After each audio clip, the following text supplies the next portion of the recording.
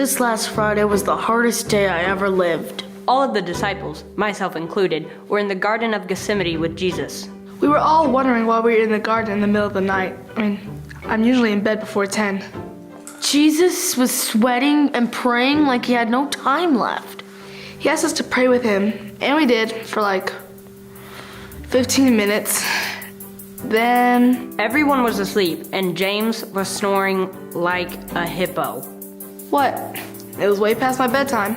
Jesus woke us up a couple of times, but I hardly remember what he said. Then, all of a sudden, everything started. All of the guards and religious leaders led by Judas came up to us. All I remember was waking up confused, everyone yelling. Peter was flailing around with a sword, and ears were being cut off. I only cut one ear off. Besides, Jesus put it back on the guy's head. Where did Peter get a sword anyway? Who in their right mind gave it to him? He said what? Jesus calmed everyone down, but then they arrested him. And we ran for our lives. I suppose I knew that Jesus would be taken, but it still scared me so much. After I gathered my wits, the guys and I went to where Jesus was being accused. It was ridiculous. Men started spewing lies. Men paid by the Pharisees came forward to testify against Jesus. It was all a big lie. John was pretty scared. Yeah, I heard John was terrified. Are you kidding me? James wet his tunic and ran away, and Peter pretended like he didn't even know us. Regardless, Jesus was finishing being tried by the Sanhedrin when the rooster crowed. Rooster crowing. Doesn't sound familiar.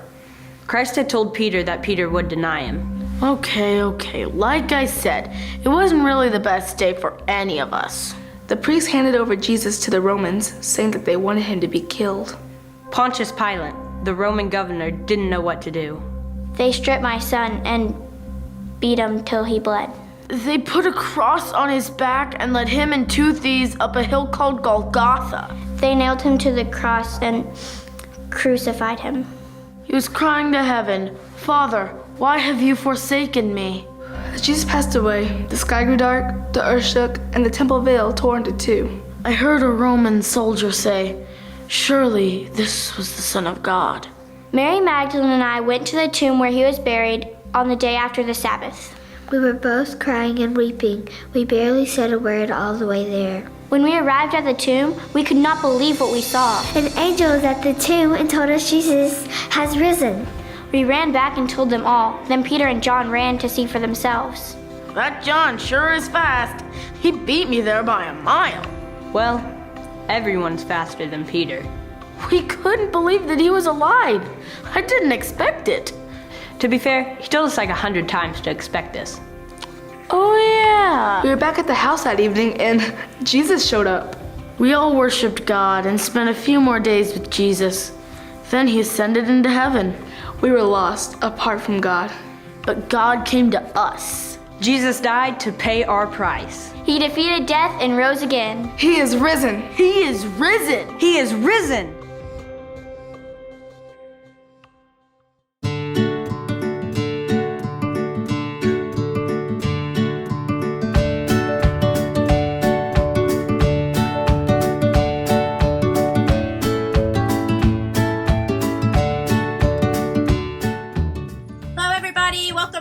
Messy Church, day 7 of Holy Week. Today is the day after Christ was crucified and then taken off the cross and put in the tomb. On this day, the chief priests started to get a little concerned. They knew that Christ had said he was going to rise from the dead. So they made sure that a huge stone was rolled in front of the cave. That way, none of his followers could go and take his body. But I wonder if in the back of their minds they didn't think, could this have been the Messiah? Could this have been the Son of God, the one who was promised by the prophets? Today there are so many people who need to hear the hope and love of Jesus Christ. My prayer is that throughout this week we've all been thinking about how we might do that better or do that more, how we might love more, how we might share the love of Christ more. Today's activity is to make resurrection eggs. I love to use these in ministry every Easter. Typically, we would have a lesson, I'd hide the eggs, we'd have a big egg hunt, and then we would talk about the meaning of each of the items in the eggs. Here's an idea for your family, maybe today or tomorrow. Create your own resurrection eggs. Have a big egg hunt. Bring all the eggs back to see what's inside of them. Fill some of them with candy, fill some of them with the items I'm going to show you here in a few moments. But as you find those items that are central to our Holy Week, share the entire story of Holy Week and celebrate the resurrection of our Lord Jesus Christ.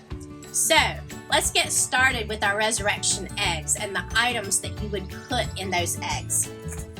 We'll start with this one. This is in no particular order. Some coins. You could use pennies, quarters, nickels, whatever you like, to represent the 30 pieces of silver that Judas betrayed Jesus with. Do you remember what this is? That represents the crown that was placed on Jesus' head. You could use some twigs in your yard and just intertwine them to represent that crown. How about this? A rooster. Do you remember the rooster in the story? Yes, Peter. Peter said he wouldn't deny Christ, but Christ tells him that before the cock crows, he will deny him 3 times. Piece of white material or linen. Yes, that's what was used to wrap Jesus' body and what was left in the empty tomb.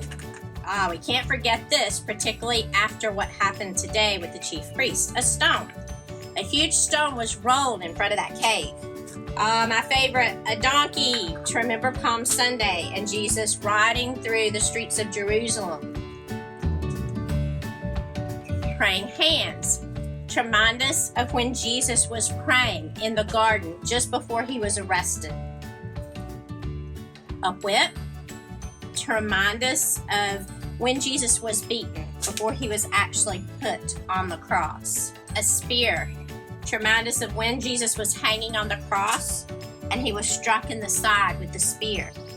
Of course, the cross, to remind us of Jesus' crucifixion. An empty egg with nothing inside of it, to remind us that the tomb was empty on Sunday morning. Of course, all of these are items that I had in my resurrection eggs that I created. Be creative at home and find things to represent the different things that happen during Holy Week. You might think of some other things as well. Online, you can also find pictures and put pictures in the eggs. You know, if you want to have a donkey but don't have a toy donkey there in your playrooms, you can get a picture, or a rooster, you can get a picture. Just be creative. Find some things around the house to represent all the different things that we have talked about during Holy Week, during Jesus' last week here on earth. It'll be a lot of fun to do an egg hunt and then review the story of Holy Week, keeping in mind that this whole entire week is about that last week that Jesus spent with us. But then knowing that Sunday is a key pivotal day when he rose from the dead. And because of that, we will have everlasting life. I hope you enjoy making your resurrection eggs and having a big Easter egg hunt. Have lots of fun, take lots of pictures, and send some to me. Happy Easter, everybody!